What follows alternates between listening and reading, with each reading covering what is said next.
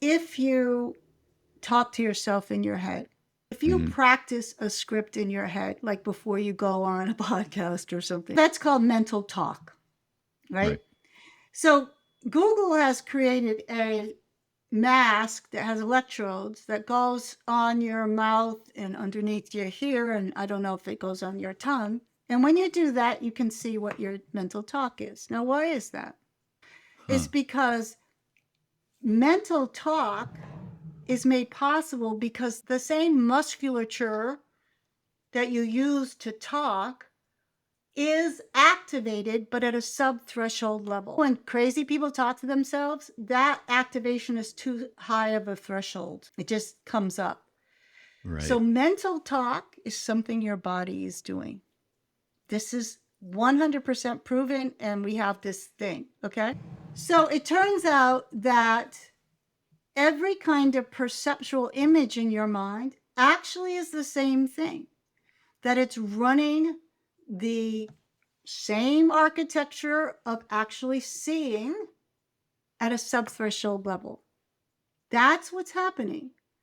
It's just micro subthreshold levels. A lot of this you're not conscious of, right? If you do a lot of meditation or if you have what I call deep phenomenology, you can be conscious of this and you can hack it. All right, Bonita, welcome to the Metagame. Hi.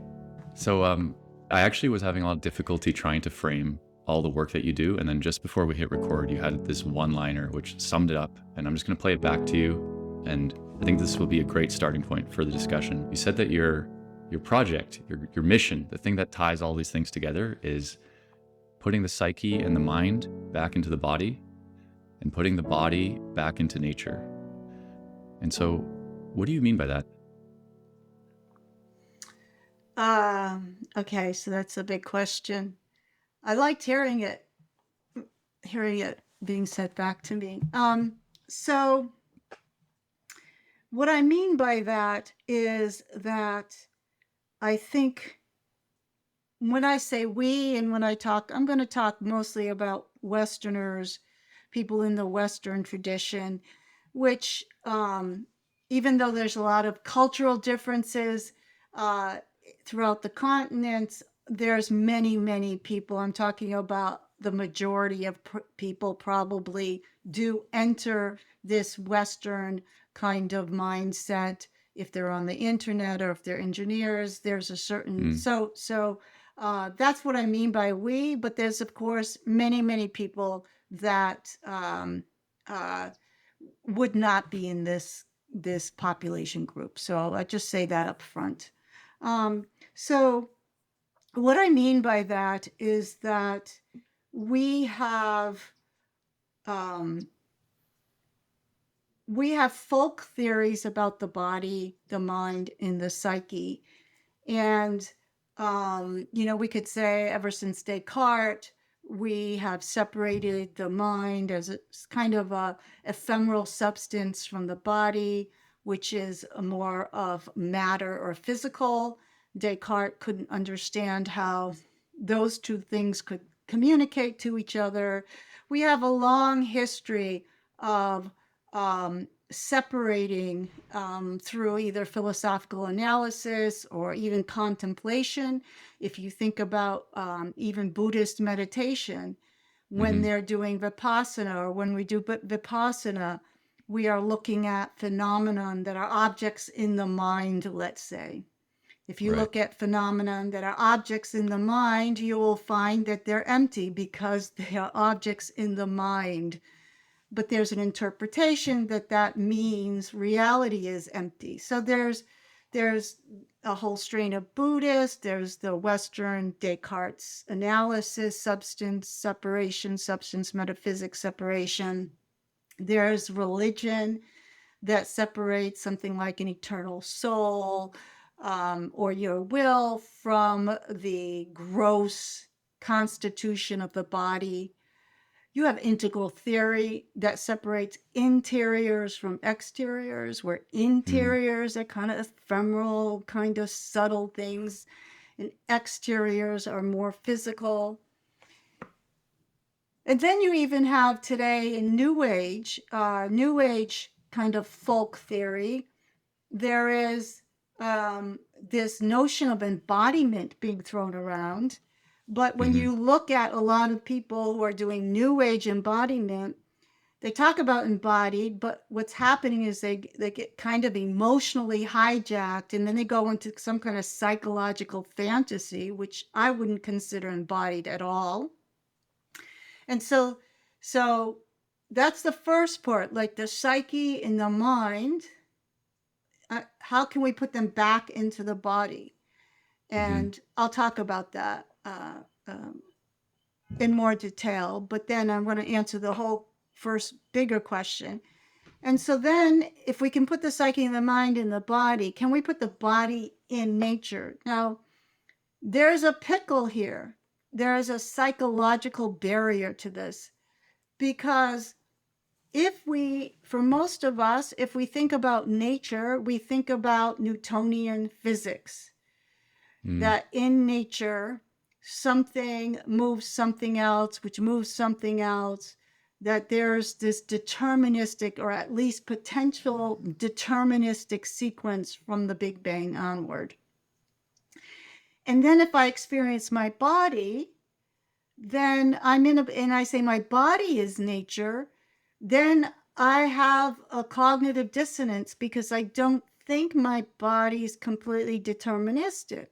So I Mm-hmm. don't want to say my body is nature, that there's some kind of, emergence, and now humans are some kind of emergent capacity that flies above nature, is not nature sui generis. And so what my work says is we don't have to be worried about that because nature is not Newtonian physics. Nature is Right. self-animated form. Nature is alive. Nature is more like you perceive your body than the Newtonian description of it. So we have to bring the whole thing down into an integrated system that's not dualistic. And you see the dualism both in the New Age philosophy, which says, they can say I'm an embodiment trainer, but then my dreams and my channeling and my thoughts and my imagination, that's a different substance. You'll still hear that it's a dualistic treatment. And so, how can we see the coterminous, the continuous integration of body and mind? And one of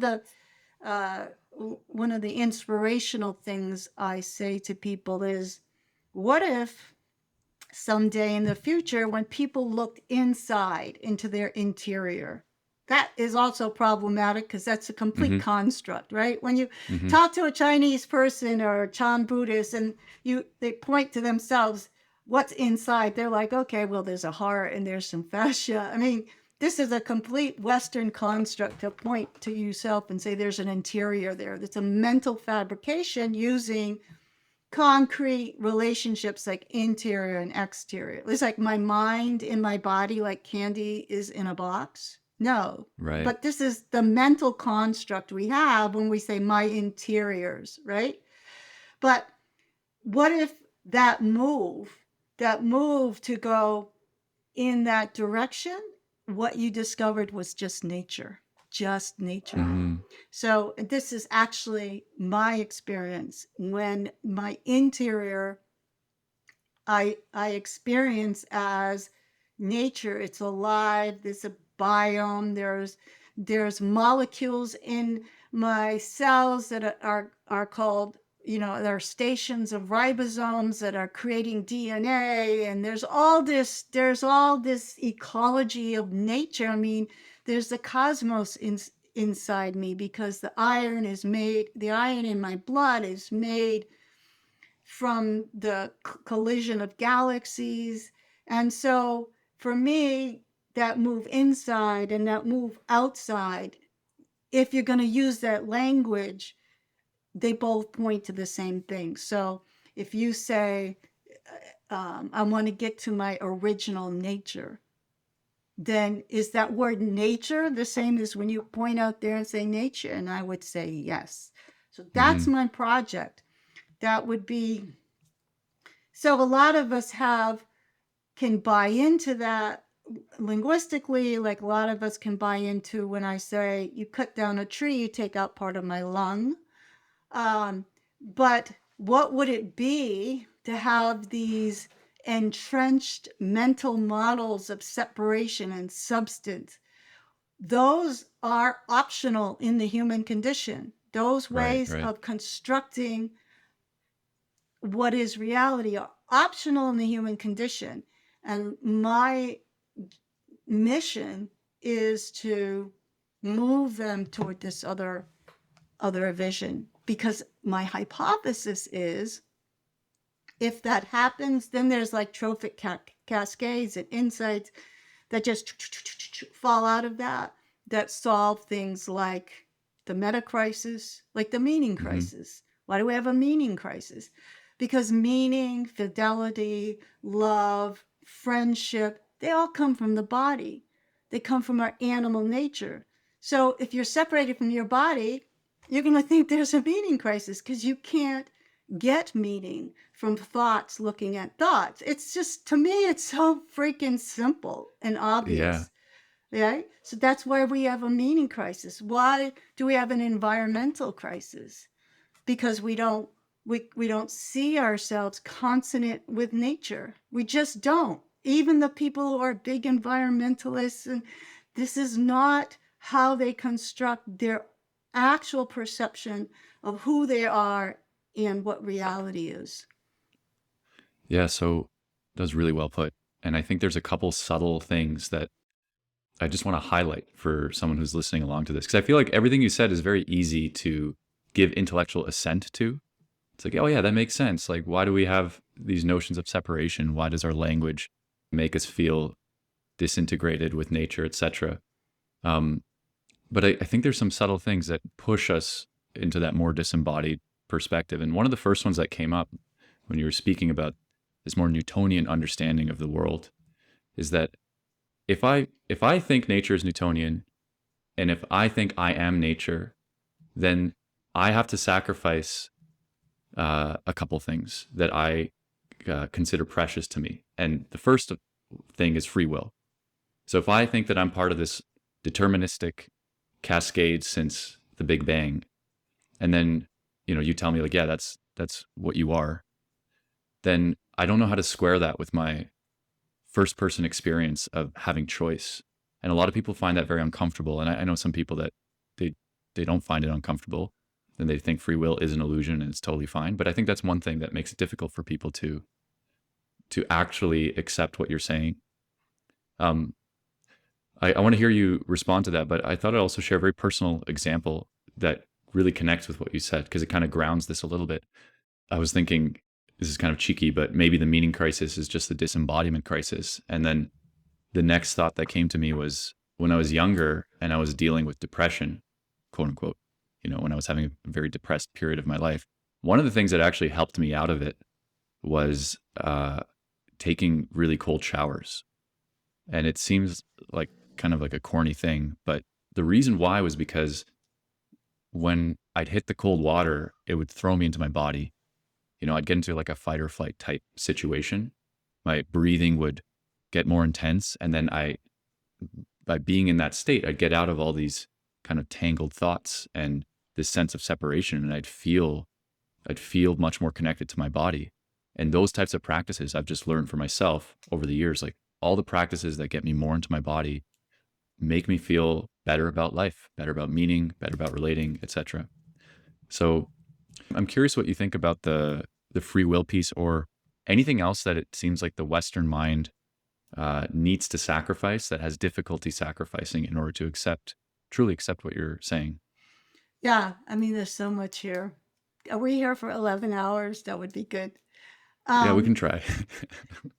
So let's talk about the free will. First of all, I want to say to the audience that in my mission, everything you think is sacred, everything you go to spirituality and religion for, is not lost when you understand the body and the psyche and the mind is part of the body, and the body is part of nature. So I want to say that very strongly, that they are recovered if you really understand the whole Hmm. thing. So, so having said that, because what it is the mental models that prevent you from seeing that there's not a dualistic, either I'm nature or I have free will. That construct, that mental construction is itself the problem, and we Hmm. can fix it. So they seem like obstacles. There's many of these on the way. So free will, okay. I'll give, I, I, I try to give a lot of different examples, which then means you have to kind of put the answer together yourself. But if I try to put the answer together, it's so complex, metacognitively complex, that I don't do that first. So I give you Right. some things that are in the answer. Okay. So what are the answer is, when we think of free will, we have to feel into our thinking of free will and see what's there. So, what does free will mean? Does it mean I get to act and then control the outcomes? If that's the case, then that means that something I'm interacting with has to be deterministic, right? Because I'm controlling the outcomes. Hmm. So this is an unsatisfying mental model because I'm already fucked, really, right? Because Right. Right. okay, so we can put that one down. Now, perhaps we mean by free will is that I have some sort of agency that doesn't come from outside myself, however conceived. Now, Hmm. some people will want, so this is a bounded question. Some people will want that term outside myself to be bounded in some ways.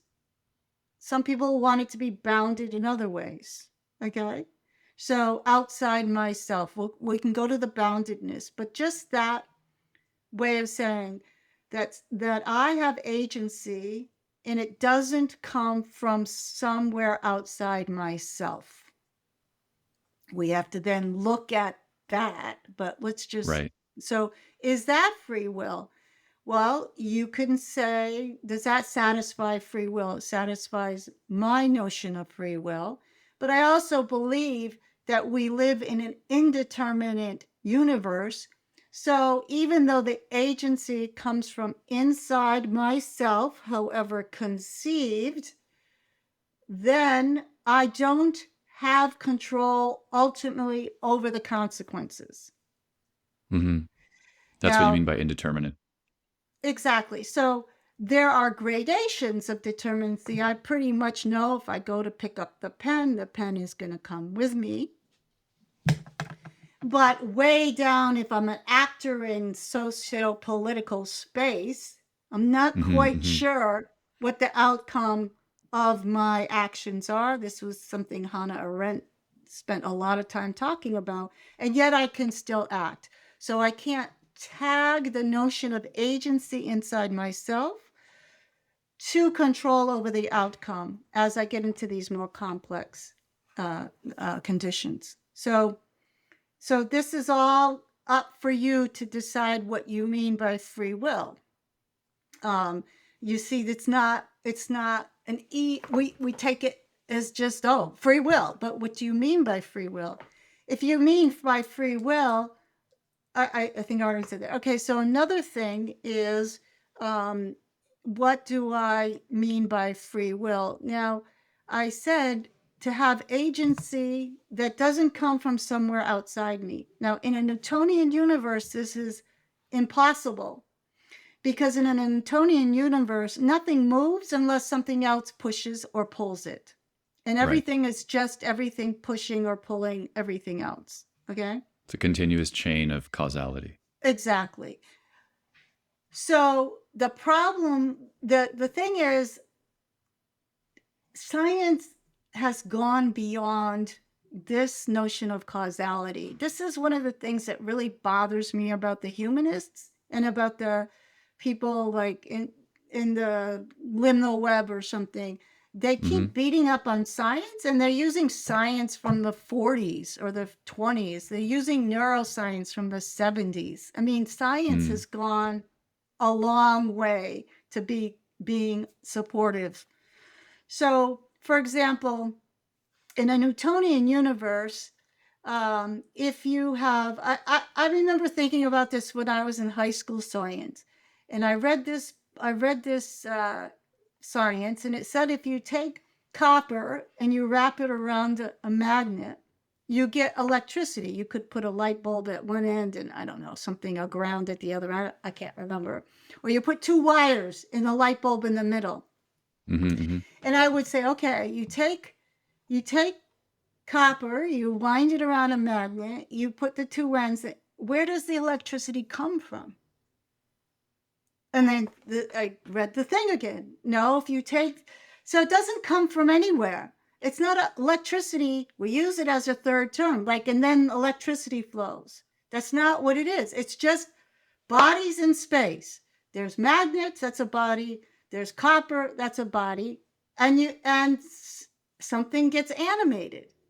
I started thinking about this for a long time, and I realized that this is actually, we use these terms because, like, if you use electricity as a metaphorical construct, you can make math and you can do a lot with it. But it gives you the impression there's a force that has to come into the situation to make the light bulb move. But there's this great video on Veracitum, if you watch that, where he shows that actually electricity doesn't even flow. Right. It's just, so we even know by these fundamental understanding of electricity that there's no outside force that makes electricity. Electricity is the term for what we observe as the animation. Okay, so this is self-animated form. Einstein comes along, he says there's no force of gravity. There's no external force of gravity. He says when the apple falls, the earth and the apple are pulling on each other. We don't see the earth move very much because it's asymmetrical. And he says, and they're pulling on each other because that's what mass does. That's what mass does. It curves space, which is they're pulling on each other. There's no force of gravity, that it's just what mass does, right? Everywhere we look in science, we see self-animated form. If you deconstruct the construct that makes you look for something else. So in a rigor, so the neuroscience is filled with, like, if I raise my arm, okay, there's physical, it's the muscle that moves the arm and this that moves the muscle. And there's this whole series of it has to be Newtonian cause and effect until you get to, well, and then the intention does that. And the intention is ephemeral. And now I can't figure out, it's basically impossible for me to move my arm. Right. Right? Or there's a Because ghost in the machine. Or there's a ghost in the machine. So from a Newtonian perspective, you can't analyze the question. It's not, first of all, science is beyond Newtonian. It's a shorthand for things like billiard balls, and it's a useful heuristic. But if I see all the way through my system, there's self-animated form and there's sub-threshold, there's so much going on, then it's no surprise that what comes out of that is this complex human experience. There's so many levels of animation going on. And so that's another piece. And then I'm going to give you one other piece, okay? When you see this nested embeddedness or relationship of animation, and to be self-animated means that there's the self-animation, the self-agency part of it, but then there is the fact that if I pick up the pen is picked up. So the notion of free will, you have to incorporate what I call promise and possibility. If the pen did not promise to lay on the desk, I could not pick her up. It promises to do that. It's like it's given me a promissory note because its agency is to pull on the earth. Right. I remember you once said that nature's laws are like deep promises. They're like deep promises. Exactly. Yeah. And so you might feel dissatisfied with what I just say, because then you can say, but is there free will? And I can only say, when you ask that, go inside your head and you will see you have a Newtonian framework that's Mhm. trying to solve the problem. And you can't solve that problem, either become an idealist or a reductionist. That's the only choice the Newtonian framework gives you. And so the way through is to say, well, that's a useful framework, but not to solve this kind of a question. So let's say I'm content with that, or I'm not worried that I'm going to lose the things that are sacred to me by this project of putting the body back into nature. There's still a bunch of practical issues or practical hurdles that stop people from doing that. The first one that comes to mind is that we're very linguistic, like language biased, right? Like we're always talking to each other, we're texting each other, we're on our computers, etc. And so to me, there's very intuitively, I think we're in an environment that encourages disembodiment. And I think there's quite a lot of work to do for most people to move in the other direction. And I'd love to hear you share your thoughts on how to do that. But first, what is your definition of embodiment? Because this is a word that people throw around a lot. And you even said the New Age community seems a little bit confused about it. So yeah, how do you define it? Okay, again, I want to tell you stories. Go for it. Okay, so you mentioned linguistic.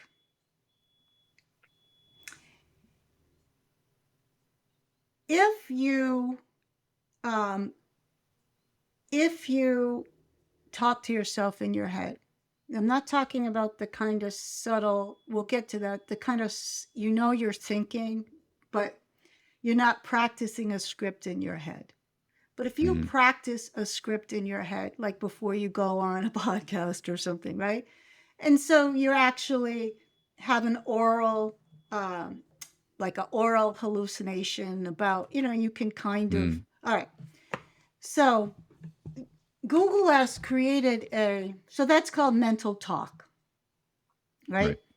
So Google has created a mask that has electrodes that goes on your mouth and underneath your ear, and I don't know if it goes on your tongue. And when you do that, you can see what your mental talk is. Now, why is that? It's because mental talk is made possible because the same things, the same musculature that you use to talk is activated, but at a sub-threshold level. So when crazy people talk to themselves, that activation is too high of a threshold. It just comes up. Right. So mental talk is something your body is doing. This is 100% proven, and we have this thing, okay? So it turns out that every kind of perceptual image in your mind actually is the same thing, that it's running the same architecture of actually seeing at a subthreshold level. That's what's happening. It's just micro subthreshold levels.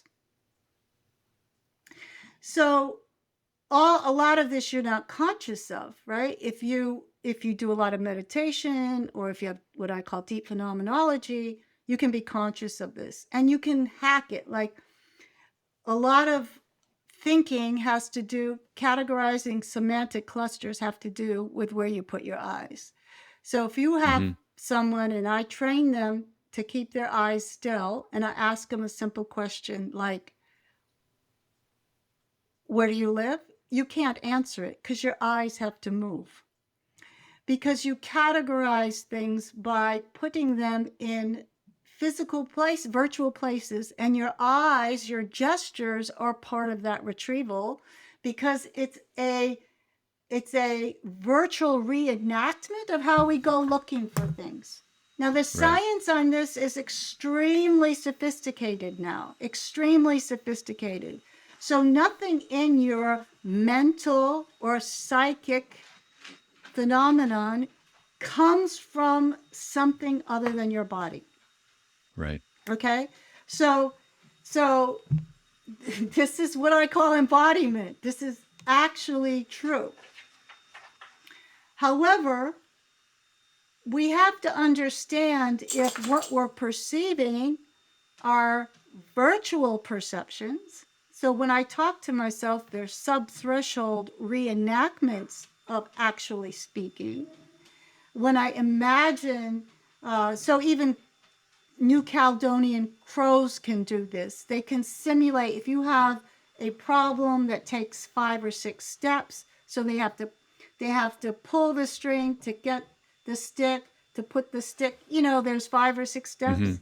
They can watch, they can look at it, and then they can be successful through 1 or 2 or 3 of the steps before they try, because they can simulate the environment in their imagination, in their heads, okay?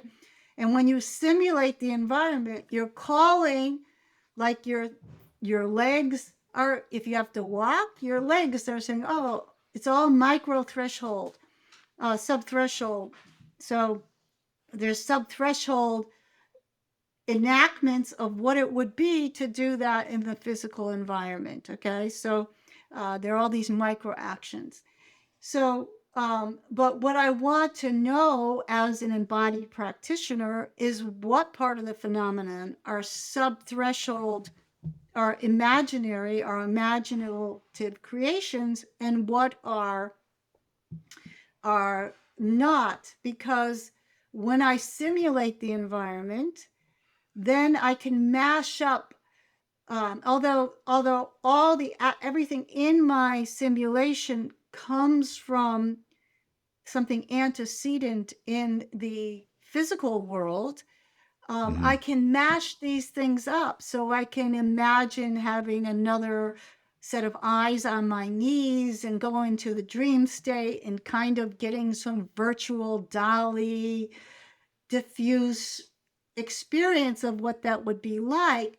But if I wake up and I'm like, oh, that's who we really are, then I'm in trouble, because I need to be able to experience the creative and imaginative quality of the virtual perception, of the virtual space, in order to make sense of it and to ask, is that useful? So I give you one last example in this question, is that there's a classic story of this guy who was doing neuroscience, and he was, classically, he's teaching rats to run mazes. And usually the instrumentation there, you have, in this case, the cranium is surgically removed and the electrodes are deep in the brain and it's very complex. But usually the instrumentation here is you look at patterns in, nervous system, global patterns on a screen. But he realized that your ears, your sense of hearing is more refined than your sense of sight. So instead of having those patterns come up visually on a screen, he had them turn into sounds. So he'd gotten so familiar that when a rat ran maze A, he could recognize it by the sound. And if the rat was running maze B, he could recognize it by the sound automatically. So this modem, this transmodal thing he did was very important to him. So one day he was taking notes and he forgot to shut the equipment off, and the rats were sleeping. And he heard a sound, a song he never heard before. And what it was, where the rats were taking parts of maze A and parts of maze B, putting them together in a simulation and running them. And this is why this is a very powerful capacity, because evolutionarily, there's a chance that someday the rat may, in fact, encounter a maze that's got some part of A and some part of B. And so he's already learning. He mashes up his environment into potential environments that he may, in fact, encounter. This is why we have the phenomenon of rats learning at incredible leaps, because they are learning a potential maze you might put in front of them 2 years from now. And this is what we do when we simulate. Now, the thing about humans is that we have so many imaginary environments like the internet and movies, is that we are mashing up, it's like 5 orders removed. It's imagination, mashing up imagination, mashing up imagination, mashing up imagination, which can be very creative. And in that process, we could find patterns that are actually useful in the real world. But if we're not also experiencing the imaginative and creative aspect of it, then we'll just lapse into fantasy. Repeat that last line. So if we're not experiencing the creative and imaginative aspects of it, we'll fall into fantasy. What do you mean by that? So,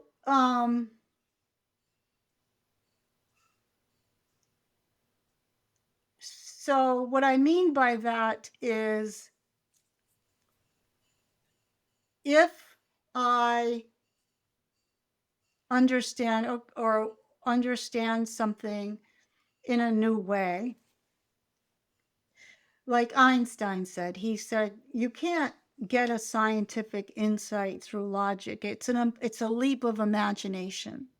And so when he's on the elevator, and he's already thinking about all this stuff, and so he's simulating a lot of different mashups, and he's on this elevator, and he feels when the elevator goes up that feels like gravity, and he starts to think of gravity and relativity as relative movements. And he could tell that was his imagination. And the question is this useful? And it was useful after it gets modified and whatever. But he understood that there was a creative aspect to this discovery that is useful, but not necessarily stable for all eternity. There could be another reconception, another creative spark. Of course, quantum mechanics came along. It has a different type of imaginary framework or metaphorical framework. And so he was aware of that you have to enter a framework, which is part of your creative capacity, in order to solve problems that are not solved in other ways. I'll give you an easier example. So Ptolemy, he won a prize for solving the mathematics of predicting the position of all the planets in the night sky around the whole year. And to do that, because he was thinking of the movements relative as from the Earth as the center, he had to figure out why some of the planets apparently went backwards. So they moved like this in epicycles. So when they were doing an epicycle, and he figured out all the math. So that imaginary vantage point from the center of the Earth was effective in solving that problem. But when Copernicus comes along, he imagines that, oh, what if the sun, imagine what it looks like from the sun. Of course, he had to imagine that. He wasn't standing Right. on the sun. So this imaginative leap. And the reason why we keep that frame is because it solves the same problem and it's much easier. So it's easier to build off of that more complexity because it releases the complexity in Ptolemy's answer. Okay? So we now know, like, if you look at the solar system from one of these satellites, not even a satellite, something much further out, there's the movements are all relative to each other, right?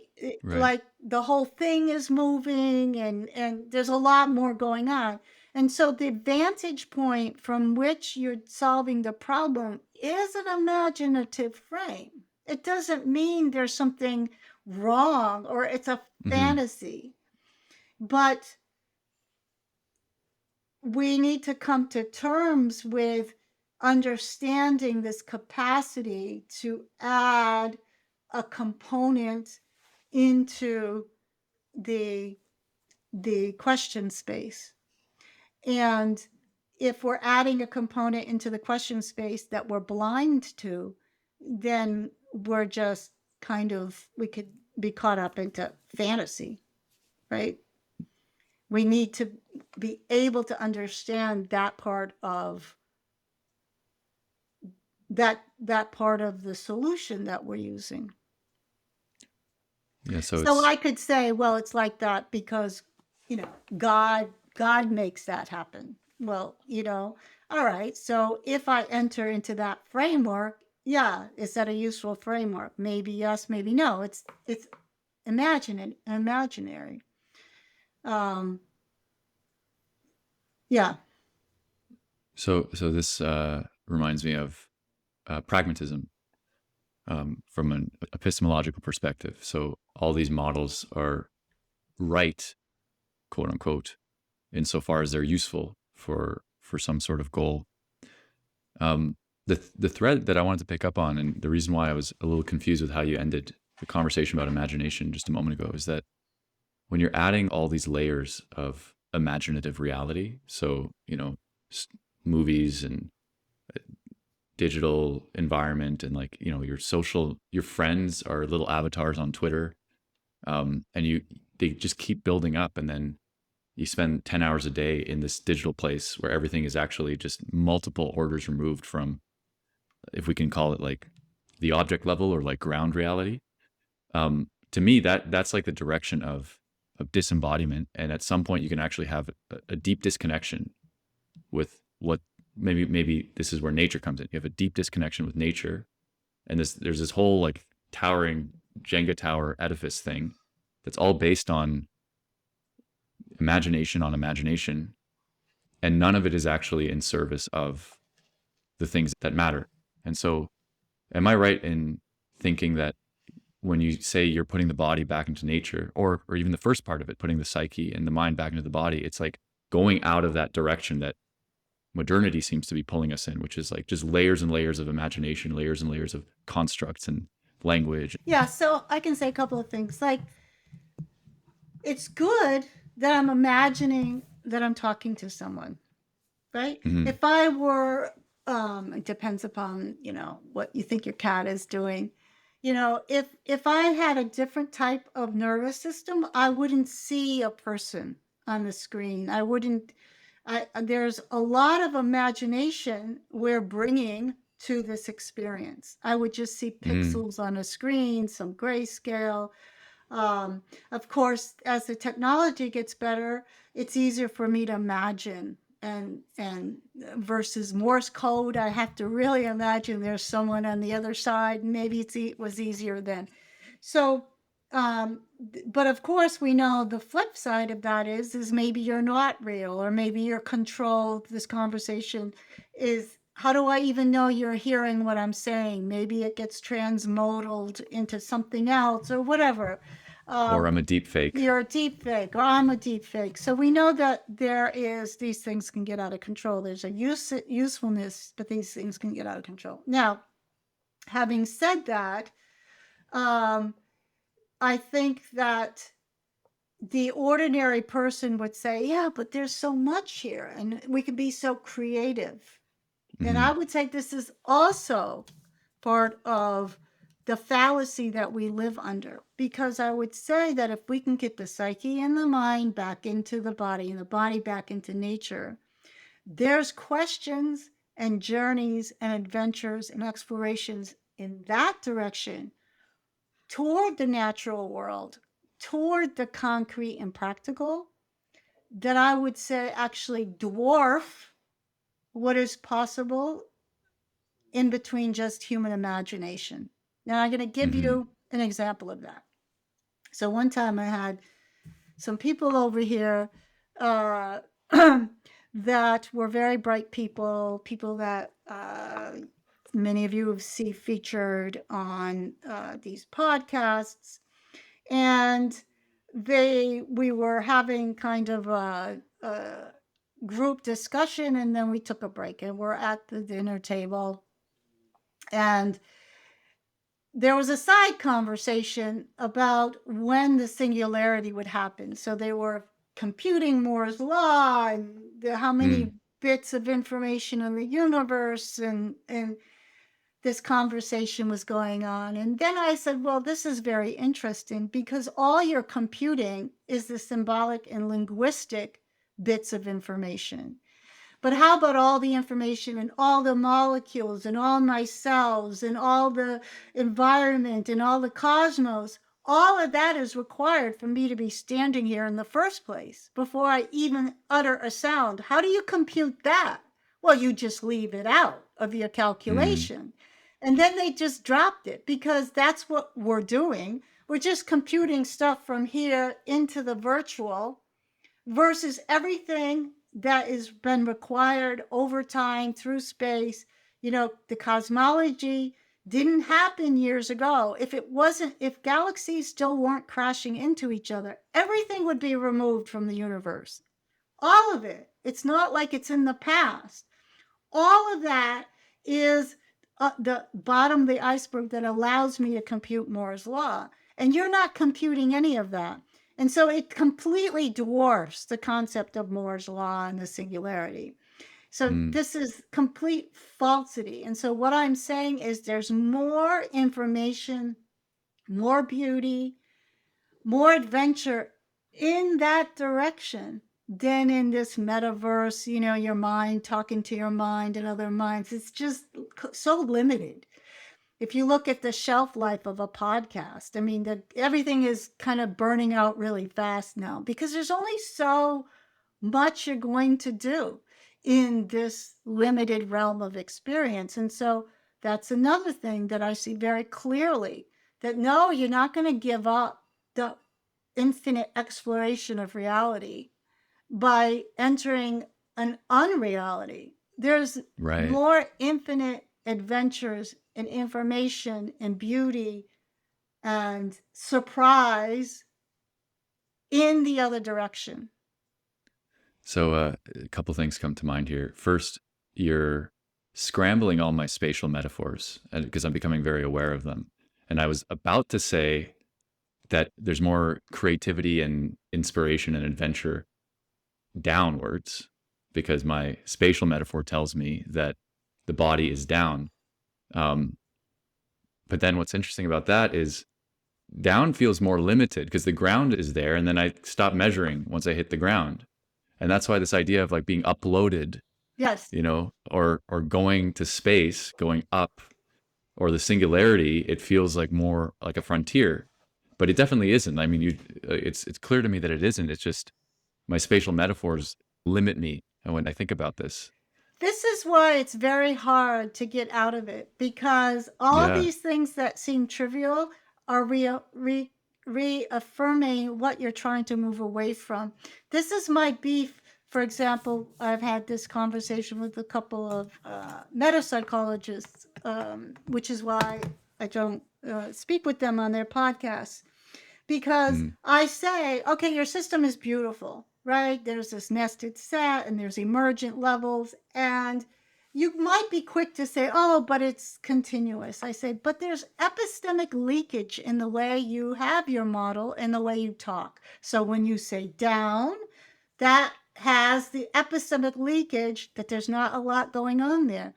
When you mm, say that the cosmology is in the past, you have this temple framework, then it's like that's one and done, and that's not true. So mm, my part of my project when I work with teachers is to be very careful that there's not epistemic leakage in what we're talking about. And so so to fix your frame, it's like, did you ever see those visualizations of the Mandelbrot set? And you go mm, like this, and then you're going in and in and in. And you might ask yourself, how can I go in forever? Doesn't it get claustrophobic? But when you go in, the space distorts, the dimensions are the same going in as going out, yeah. because it's all relative. So there's an infinite space going that way, and there's infinite. This is the true Mandelbrot. There's no, it's, so this is a much more sophisticated framing of what actually happens in space than what you're fighting against. But that's how Mm-hmm. fractals actually work. You're not going in smaller and like you're getting smaller at the same time, so the space is still infinite. And and so that's one thing. And the other thing I want to say, there's so many of these. This is like Mm-hmm. my whole reality is getting people over these epistemic leakage. Here's another one. When we have these ladders that go from matter energy to matter to like on my origins of the self, and we see them as temporal. Okay, so in one frame of mind, they are temporal in a certain sense. The apes are in my past, right? But in Mm-hmm. a certain sense, I'm contemporary with them too. There's still apes around. But Mm-hmm. what we actually know of evolution is even more radical than that. Now, this is a known aspect of evolution. When I see a frog, in a sense, I'm looking at my past. But if all the life forms died, and the frogs could be my future. Just like when the dinosaurs died, the shrew, the lonely shrew, became the progenitor of human beings. Mm, So when we get into this epistemic leakage about this ladder of evolution, we look at the frog, oh, it's in my past. We forget that, no, it's evolving here with me too. But we also don't realize it could be the progenitor of my future. Now, mm, we know that. It's not acceptable for these people on the liminal web to say otherwise. It's just not acceptable, in my opinion. right, And right. this should be like, It's the thing that hit me just there was with the framing that you just provided. Um, I feel like I'm now at the same frontier with all the animals. And a moment ago, I didn't realize that my implicit thought was that we are somehow further along in the story, and what follows from that is that I don't have as much to learn from the animals, right? Like it just naturally follows that it's like, yeah, they're from the past. and the thing is, you actually know better. Once I point it out, you know better, Yeah, right? yeah, Everything that exists has been evolving for the same amount of time. Of yeah. course, it's obvious. It's trivial. But this epistemic leakage, these mental frames, this pathology of anthropocentrizing ourselves, that everything on the evolutionary, everything of importance happens on our branch of the tree. These are Yes. all psychopathologies. And Mm, I don't have to, I mean, we didn't even get into like any freaky stuff that I know, but we're just saying even just regular our own science yeah. is at this stage. So um now you can start to see how you can re-enchant. Same with culture. We put, you know, this culture down at the bottom of a color and this culture up here, but that's not how evolution works. The Hmm. whole thing is evolving. And, you know, it's like if you take Wilbur's thesis out to the extreme, then it would say the world, what if the world, everybody should be an enlightened person? No Hmm. insects, no, well, it's not possible. If you take out the insects, everything would die. You have to say, okay, the harmonic that is the human condition has evolved to this point. The harmonic is moving because when the shit hits the fan, if the shit's going to hit the fan, it's not people like you and me at the high level of late capitalist supply chain that are going to live. It's just Mm, not. It's the reindeer people that are going to live. So, or the homeless people. We yeah. need all of this in the human system. It's not trivial. I'm not patronizing the reindeer people, or I'm not patronizing the homeless person. That's not what I'm doing. I'm elevating the importance of the whole sum of the human condition and the whole sum of the natural world. This is everything else is at best patronizing. Oh yes, you know, but we need Yes. to be nice to them. Yeah, like this pseudo egalitarianism. This actually brings up something that came up in a previous conversation, which is um kind like potentially in tension with what we've just discussed, which is the importance of hierarchy, or the right way to think about hierarchy. And what came up before was that it seems like in modern contemporary culture, especially in political discussions, we get a bit uncomfortable with hierarchy. And that's why you see a lot of political movements that are oriented towards equality. And that's why even in organizations, people are trying to get into like flat organizations and things like that.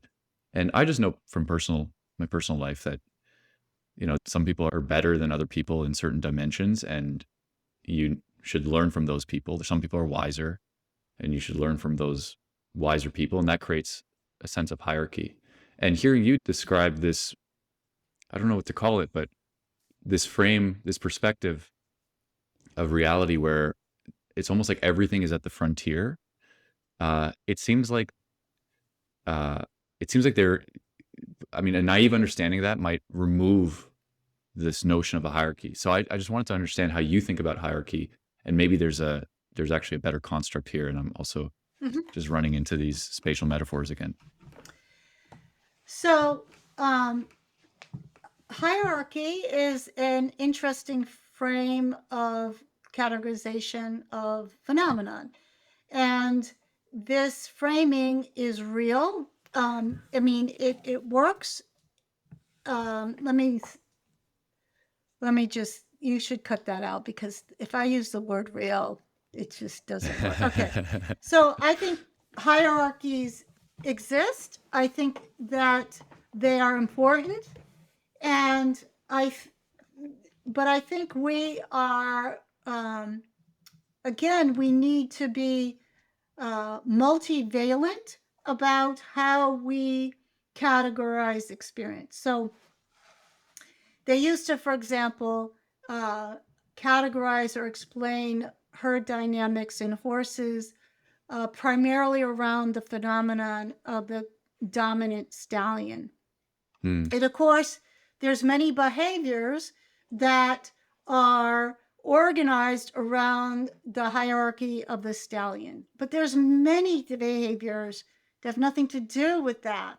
A lot of times the stallions are up playing with each other, and sometimes stallions who grow up with other colts will share wives.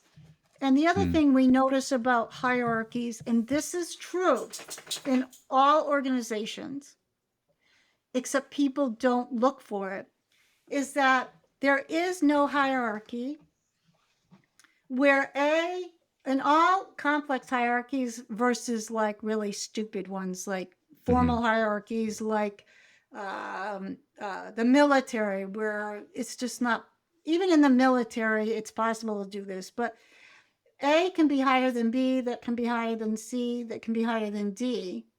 But D has some kind of access to B, which gives them leverage over C. There's always these complex feed loops. So, for example, in prison, you can become the wife of the dominant guy, and now you have power over the series. Yes. In all living systems, there are feedback loops, so the hierarchy is not linear. You think about the CEO's secretary. On the role thing, she has no power. She has very little power. She's a secretary. That's not how it works, though, is it? She has a lot of implicit social capital because she's been with the CEO for 40 years. In all complex systems, there are hierarchies, but they're not strictly linear. There's always access through these other loops and venues. Now that then says, wow, there's a lot more going on in the human system, Jordan Peterson. And you're just not interested in the complexity of living systems. You're interested in a false diagram. Or, yeah, I think the Peterson side of things is largely just reacting to the blind spot in the culture. Yeah, there's overreaction to this flat, reality is flat, and then he's either consciously or unconsciously overreacting by hyper focusing on hierarchies. So there's a whole lot, and the thing is, people, he'll talk about the lobster. People should not be allowed to make naturalistic fallacies if they don't spend time in nature with the animals and their social processes themselves. If they're reading, Steven Pinker or something and saying, the apes have, you got to read Jane Goodall. You've got to, this is again, just ideas pointing to ideas and hanging on one or two, categories and then hyper stimulus and stuff like that. Well, one of the things that I find very unique about you is, and I don't know anybody else like this, you've spent the last 30 years or so living with horses, right? So you have lived experience with animals in a way that almost nobody does. And you're articulate about all these different perspectives that usually is reserved for like intellectuals and academics. And so you're able to bring up some of these, I would say, phenomenological experiences with animals into these models. And I know you've said that horses have a lot to teach us. I know with the frame that you just gave us as well. So I'm curious, like what sort of insights, I'm sure there's so many, but what sort of insights have you gotten just from all this experience living with animals? Well, a lot. So some big ones.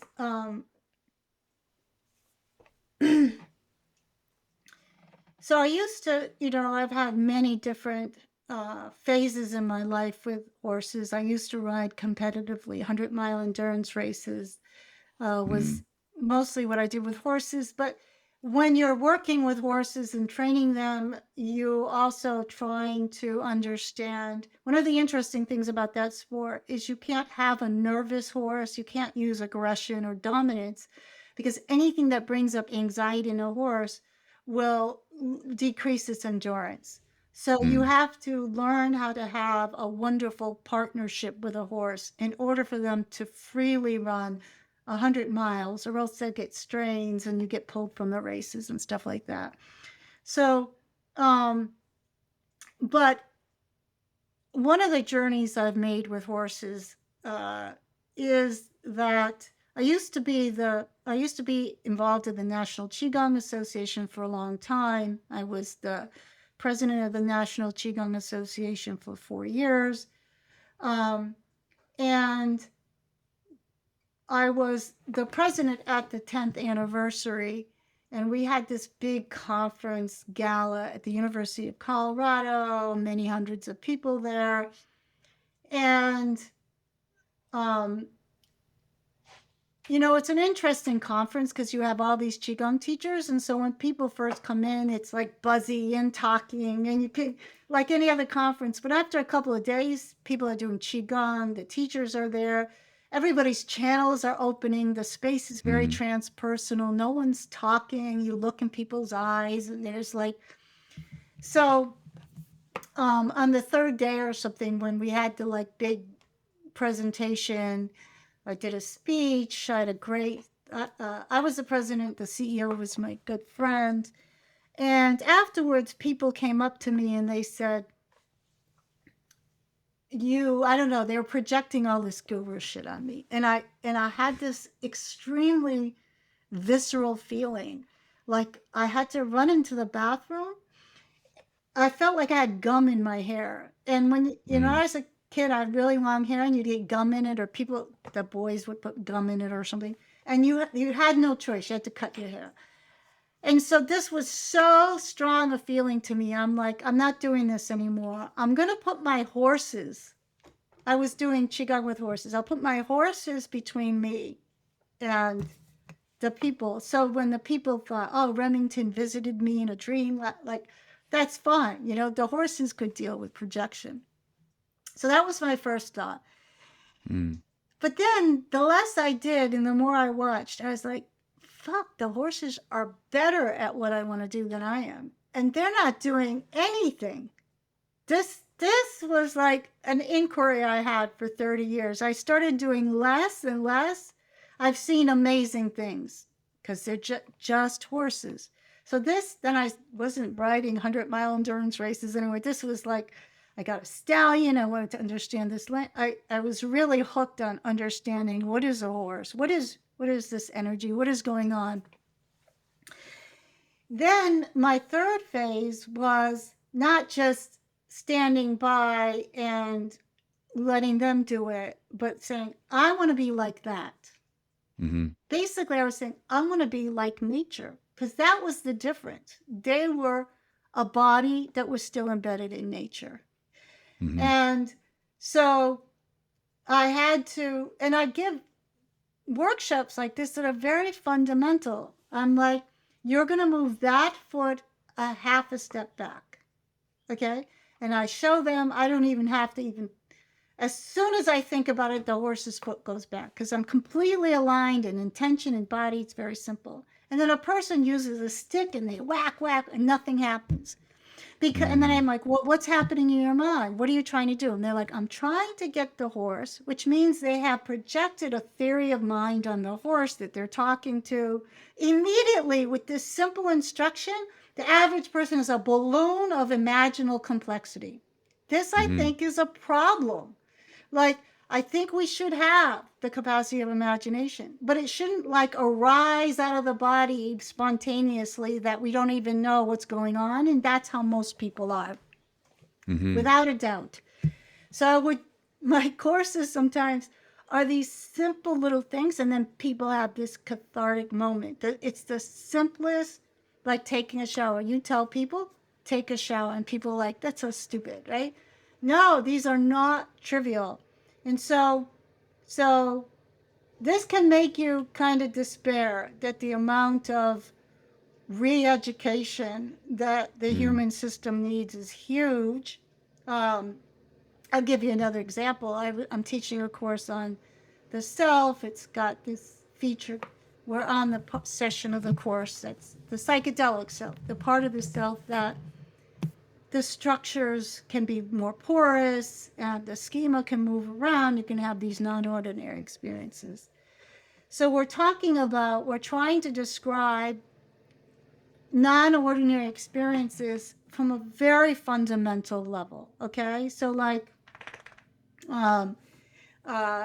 I'm trying to think of something. Like if I'm in the flow state and I'm playing sports, what's online? My perception's online. My exterioception is very much online, my balance. But I might not have a sense of self in a true flow state. Only after the fact, I'm like, wow, that was amazing. What did I do? So the sense of self can be offline. So I ask people, what happens when you dream? And at this level of specificity. And they come back and they're like, well, you get in touch with the causal realm. And I'm like, no, no, no. How about this? What is sleep paralysis? Okay, my body goes to sleep. You see, like these people in our community are completely detached Yeah. from the actual fundamental human condition. Now, I'm not saying it's not interesting what happens in the imaginal realm, but if you're completely flying in there, there's no usefulness for that.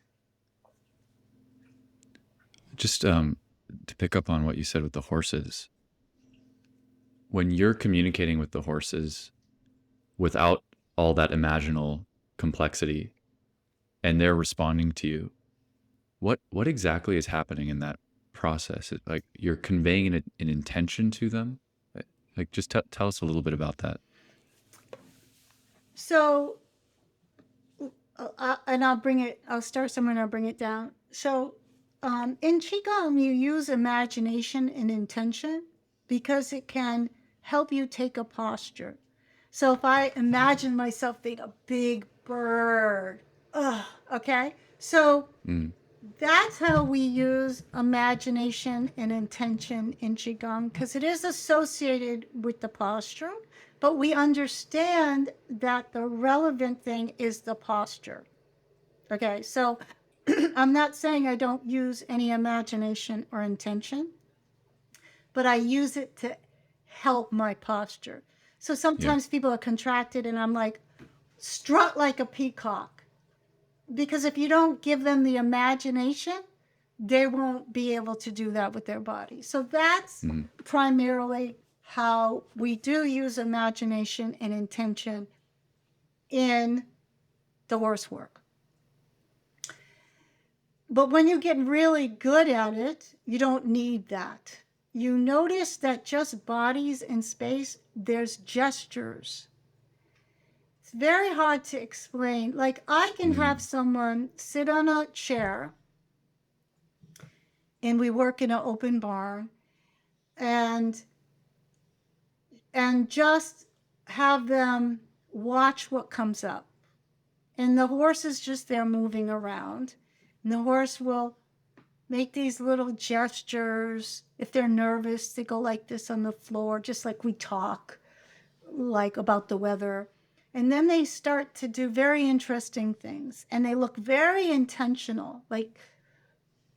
And then, depending upon the posture or the gesture the horse will make, I can tell what the person is thinking about. So the horse is a form of feedback on the state of mind of the person because the horse has a greater sensitivity to all the subtleties that the person is experiencing. Yeah, okay, so the horse is aware of the micro gestures of the person. And I've become very aware of the micro gestures of the horse. They're louder, they're bigger.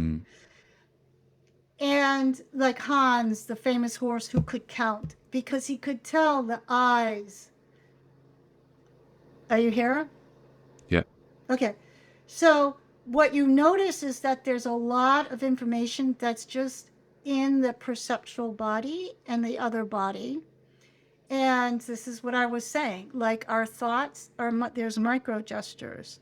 The sub-threshold Correct. gestures. Yeah. Like the reason why your dog knows if you're lying is because they're doing NLP. For years, they've watched what eye moves where. So it's not transfer of some kind of ephemeral consciousness. The body is doing a lot. The body is doing a lot. So that's what I'm saying. There's a lot of interest going into the physical world at this level, but your body as a sensorium, the ability for the body to ask questions is really, really coarse grained in us now. We don't know how to, it's been pretty much eliminated from our vocabulary. So one of the things, for example, we can notice is that throughout time, the horse has been with us for millennia, I don't know. Throughout time, the horses come very far into our world. They live in barns, they know our schedule. So you ask a person to spend a day with a horse, and what did you discover about them? They'll discover nothing about them except projection, that the horse doesn't like me, they'll say. Right, right. So we have lost our capacity to use our perceptual, our body as a sensorium to move into I mean, these are kinds of things that I've learned with horses, uh, um, and gardening, and and and and the clouds, and all kinds of things. There's um, there's more portals to the adventure with the body as a sensorium. I don't know how else to say it. You know, that quote by Nietzsche came to mind. I think he says something like, "There's more wisdom in the bodies than in the minds of men." Oh yeah, and I want to read you this quote that I just read today, which it's Go so apropos because most people don't think of Nietzsche as being body positive, right? Like just what you said, and this guy goes, here's that. Just give me a second, you'll love this. Okay. A case could be made that everything interesting that has happened in thought, philosophy most broadly understood, in the past 100 years or so, is at least foreshadowed and in many cases clearly laid out in the writings of Friedrich Nietzsche. Unfortunately, those inspired by Nietzsche's critiques of objectivism did not also follow his lead back to the body and the biological roots of human cognition, but rather seem to have, in the end, fallen into the very sort of idealism and intellectual tartuffery that Nietzsche so despised. And you see that in the humanities, they co-opt Nietzsche into this like imaginal tartuffery of, versus what you said. This was his bottom line, was the roots of the intellect in the body, and the body in its biological roots in nature. Yeah, if you read him closely, he's all about the body, and he's critiquing the direction of European philosophy because it just went all the way into the head. And another quote of his that I really like is, "Never trust a thought you have indoors." And that's part of the reason why he'd always go on these hikes, because when the body is animated, when the body feels vital, then the mind follows. And you see that in his philosophy as well. Like he just had these crazy one-liners that probably came out in these like really vital moments. Yeah. And then now we can say, based on our conversation, thought is the animation of the body. I mean, it's not cause and effect. It's because that's what thought is. The thought is an animated body. It's why Magnus Carlsen, the chess player, is so into sports. Okay? Because there's, what do so next time you're hiking in the woods and someone says, "What are you doing?" "Oh, I'm thinking with my feet." There's so much to say. Like, I'm waiting for you to introduce this, but another one of these obstacles people have is when we were talking about the role of imagination in science, then you can get to these idealists like Bernard Katsup that says nothing is actually real, it's constructed. I was going to ask you about him. And this is also one of these, like, if you put me in a frame like Newtonian physics, then, and you ask me the question of free will, I'll be in a pickle because the pickle jar is the frame. Yeah. And so, like, so for example, and I'll probably straw man Catstrip here. Sorry. But I'll just call it an idealist. So an idealist would say, well, when you look at reality, you look at something, the image on your retina has to be reversed by your brain, and then all this, you're actually only seeing a part of it, so your brain actually supplies the information from other sides and this and that, so it's constructed, right? This is what people will say. Well, number one, the easy answer to that is, what makes you think the visual organ is the retina?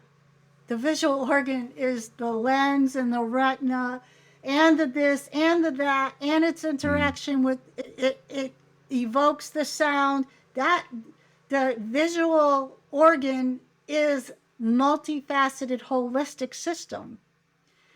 That's what's seen. But what we say is that the visual organ is the retina, and then the mind is doing something to it.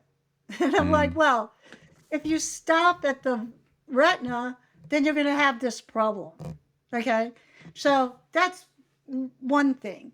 But a really good example of how to get out of this pickle jar is, for example, when you used to use old-fashioned cameras and you took a picture, if, for example, the sun was in the background, you couldn't see anything, right? Mm-hmm. So you had to learn where to position the sun. And then you would have, now we have like filters, sun, you can have all these settings and stuff like that. So as we add these settings, we get a more clear picture. It's more accurate, correct? Mm-hmm. Does that make sense? And now the iPhone does all this adjusting by itself to get an accurate picture. Well, that's or like if you're doing a movie, and you're getting a really good photo shoot, why do you have all this artificial light and this and that? Because the camera, in order to get an accurate picture, the kind of picture we say is accurate, meaning it looks like what our eyes see, needs a lot of adjusting factors. And that's exactly what our perceptual organs do. They add these adjusting factors. But with the camera, we say, well, it's more accurate. And with the person, we say, oh, it's constructed, it's illusory. You see the difference? It's like the idealist is set you up in a frame that will put you in a pickle. You're forced to be confused about whether reality is real or not. And the frame it's specifically this, I guess like reductionism, where you're taking out different elements that you can name, like the iris and the retina, and then assigning functions to it. Exactly. You're saying the eye is the organ of perception, and then the mind has to add stuff to make you see what you see. And I just say, well, what makes you think the organ of perception stops at the eye? Right. It's like saying the feet are the organ of walking, and but my eyes have to add to the walking that I don't bump into something. It's just ridiculous. It's you frame a problem so it's impossible to solve, and then you do the philosophical gotcha. Right. Ridiculous. Right. Yeah. One of the things that I just thought was kind of poetic is we were talking about horses, and then that brought us to Nietzsche, and then I remembered that Nietzsche had a psychotic break hugging a horse, and that just hit me with much more poignancy now, because maybe he saw something, right? He saw something that we have neglected because our understanding of nature and our relationship with it is so coarse grained. I wonder what you think of that. Yeah, I would say that it's not as trivial as you will hear the story like the horse was being beaten and he felt sorry for the horse. I think Mm-hmm. there was something much deeper going on. Yeah. If I like take what he was saying seriously about the body, um, his whole, as I understand it, his whole philosophy was that the West had, because we had neglected this aspect of our nature, which also is what brought Europe to where it was at the time. You know, all the high culture, the fact that we were able to create art, the fact that we were able to create civilization, it all started with the body and this like life force, this energy, this vitality that is inherent within it. And then we got to this point where we neglected it and we created this duality. And it just seems like all his philosophy was about, like, you know, some people call him the last philosopher because he was trying to use philosophy itself to reveal like the dead end that it had gotten to. And this has had a big impact on me. I know Nietzsche affects young men a lot in certain ways, but I feel like there's like the pre-trans fallacy with Nietzsche, where you have this naive understanding of him initially when you're like an 18-year-old boy, and then at some point you really understand what he was on about. And I think I'm getting a lot more insight from these Nietzschean ideas these days, because really it's all about the body. Like and anyone else who talks about embodiment, with the wisdom and the depth that you are, I think is talking about the same thing. And it seems that what we're doing with the meta crisis and this whole like collapse of Western civilization can be diagnosed in a very simple way, which is that, coming back to what we said in the beginning, right? The psyche and the mind is not in the body, and the body is not in nature. I want to hear you react to that, but I have a very concrete question, which I think could take us home and might be helpful for people, which is what do we do? Like, what practice can I do as an individual to become more embodied and connect more with nature? Maybe one that doesn't involve having a stable of horses.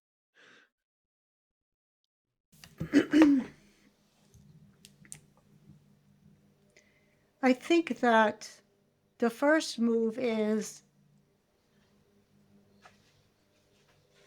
and the only you need to make this move first, because then the practice is not sustainable. Because it takes a lot. When you first start, you're going to feel like an alien, and you're going to feel like there's nothing going on, perhaps. So you need to make kind of a commitment, like to a certain virtue or virtue ethic. And that is, I'm going to somewhere at some level be in service to nature. It has to be a service thing, because our relationship to nature is, what can I get out of nature? Let me go take a walk and I'll feel better. We're still taking from nature. So the only effective approach is to be in service to nature. So, and now there's many choices. When we moved here, how could we make more flora and fauna and environment for bees and birds? So there are, you could plant seeds at your house and try to understand seeds and why do they grow and where does all that capacity come from. And you could, you could harvest your own poop and grow vegetables in it to force yourself to eat your own poop. No, I remember my grandmother saying, "I don't know why you like those beets so much. They're nothing but chicken shit." This is an important practice. You need to dissolve these incongruencies between what's actually alive and what you are pushing away. Um, you need to, if you see, I mean, one of the funnest things I do is there's where the spiders live in my house. And I ask myself, what do they eat? Like, where do they get their Mm. water? Like, how do they, I mean, everything is, and to notice you have no idea. You have no idea.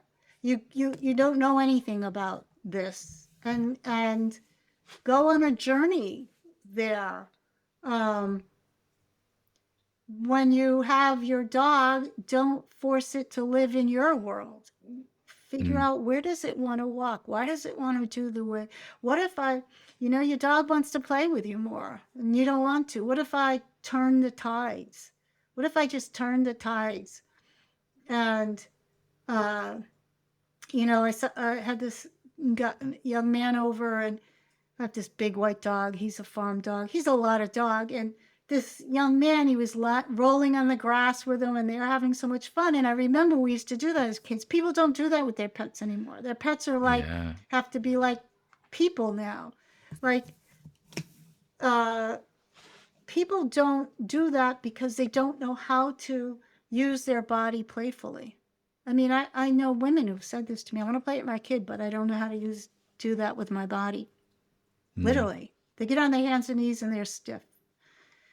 This is a real tragedy. And it's not a tragedy that's separate from this highfalutin term called the meta crisis.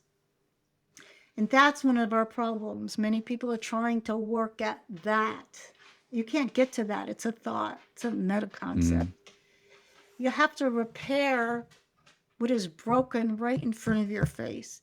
And the reason why people want to talk about the meta crisis is because it's easier than try to repair what's broken right in front of your face in your own home.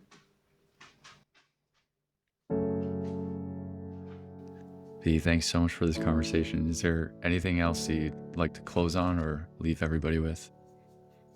No, I think it's been a great conversation.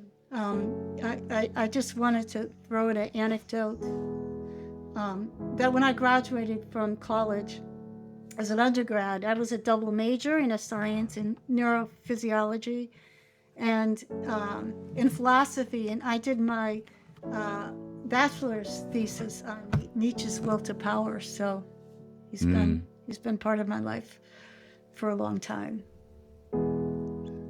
V, you always blow my mind. Like every every encounter I've had with you and your work, I always feel like something has like dramatically shifted at the end of the conversation. And so I'm very, very grateful for that. Yeah, and I want people, I think part of what animates me is I want people to really see that it's fun exploring on this end. It's not a Yeah. dead end. It's not just, stuff, particles. You can't possibly know what's on this side of the equation until you get through the obstacles and you join us over here.